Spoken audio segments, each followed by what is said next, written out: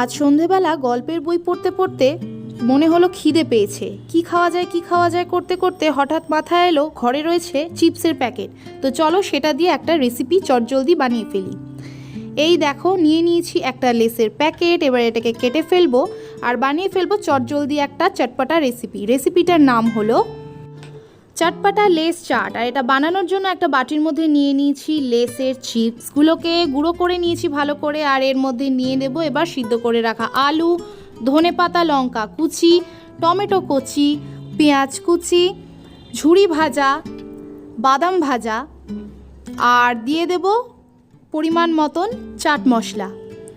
তারপর দিয়ে দেব লাস্টে অল্প পরিমাণে কেচাপ দিয়ে ভালো করে জিনিসটাকে মিশিয়ে নিতে হবে। আর নিলেই কিন্তু রেসিপিটা চটজলদি তৈরি হয়ে যাবে। তো দেখো এখানে কিন্তু রেসিপিটা তৈরি হয়ে গেছে, দেখতে তো দারুণ হয়েছে আর খেতেও কিন্তু দারুণ হয়েছে। তোমরাও বাড়িতে ট্রাই করতে পারো। ভিডিওটি ভালো লাগলে চ্যানেলটা সাবস্ক্রাইব